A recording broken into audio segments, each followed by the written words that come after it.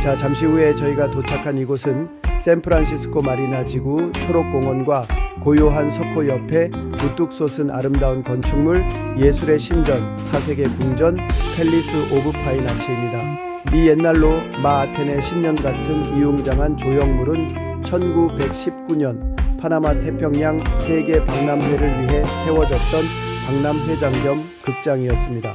이 구조물은 당초 만국 박람회 행사 종료와 함께 철거될 예정이었답니다.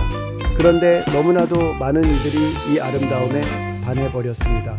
그리고 이렇게 100년이 넘는 시간을 지나 지금까지 우리가 관람 관광을 할 수 있는 샌프란시스코 유명한 관광지가 되었습니다.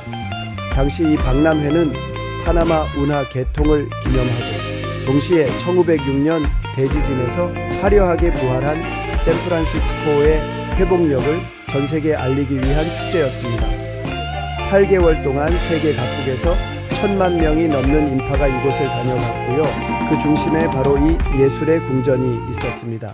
건축가 버나드 메이백은 고대 로마의 폐허를 떠올리게 하는 낭만적이고 신화적인 분위기를 구상했습니다. 북적이던 박람회장 속에서 사람들이 고요하게 예술을 감상하고 스스로를 돌아볼 수 있도록 말이죠.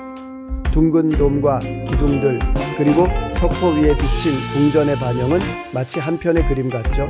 낮에는 햇빛 속에서 밤에는 조명 아래서 그리고 안개 속에서도 이곳은 늘 다른 모습으로 우리를 맞이해 줍니다.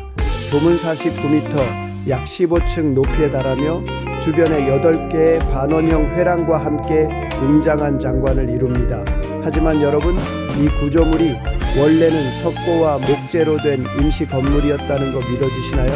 1950년대엔 거의 폐허처럼 무너졌었고 1964년에 이르러서야 콘크리트와 철골로 재건축이 진행되어 지금의 모습이 완성된 겁니다. 1974년에 완공된 이 버전이 바로 여러분이 지금 보고 계신 이 팰리스입니다. 설계자 버나드 메이백은 이 돔을 예술의 성전성소 같은 공간으로 구상했습니다.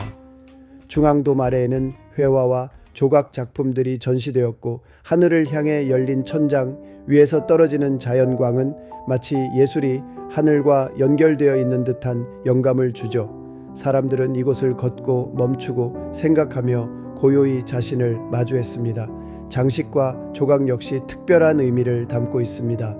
돔과 회랑 기둥 위를 한번 올려다보세요. 기둥 꼭대기마다 고개를 숙인 여신상의 모습이 보이시죠? 이 조각상들은 울고 있는 여신상, 즉 모닝 우먼이라 불립니다.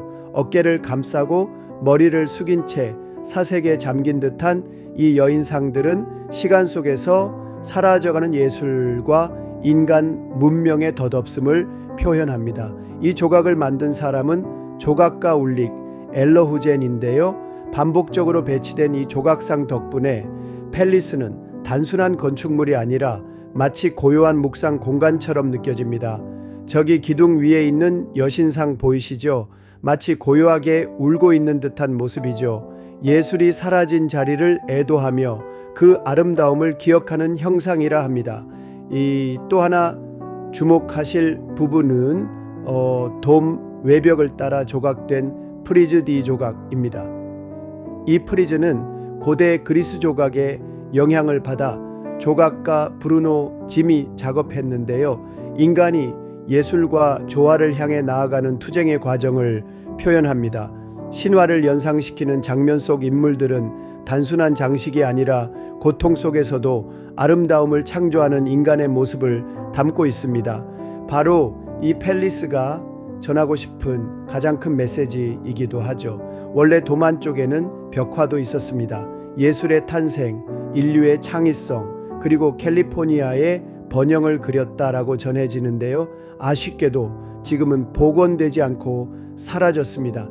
여러분, 이제 사진도 남기시고 석호 주위를 한 바퀴 산책하셔도 좋습니다.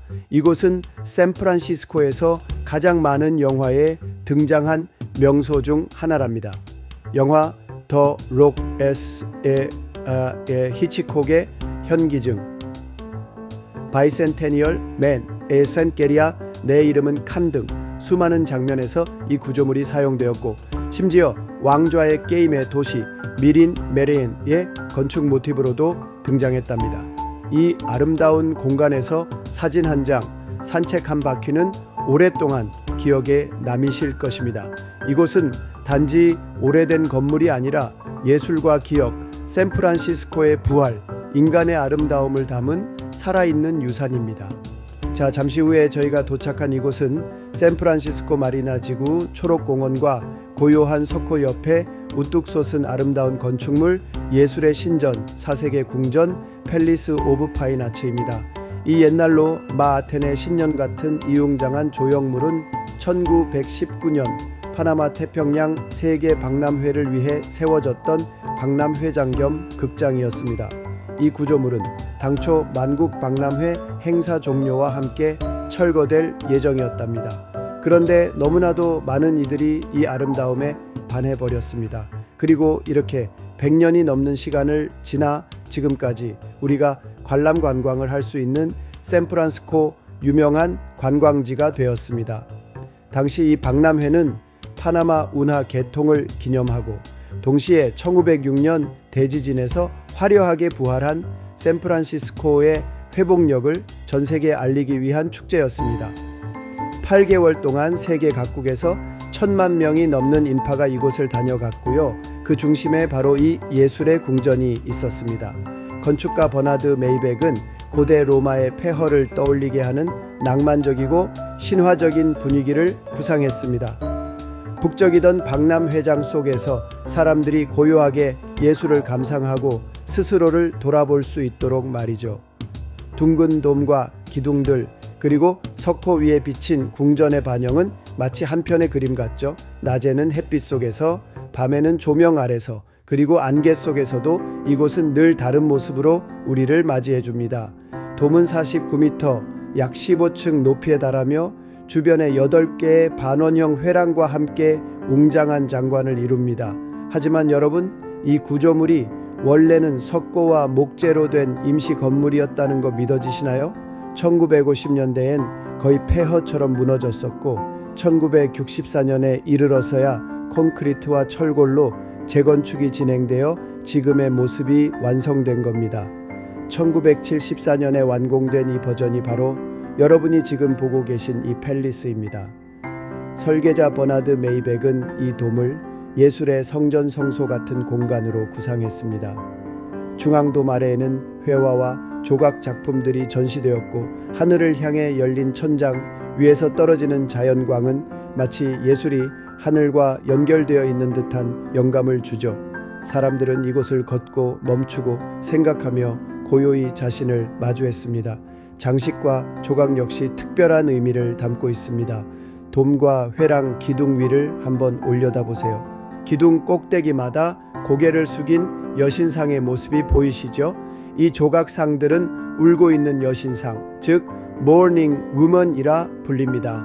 어깨를 감싸고 머리를 숙인 채 사색에 잠긴 듯한 이 여인상들은 시간 속에서 사라져가는 예술과 인간 문명의 덧없음을 표현합니다.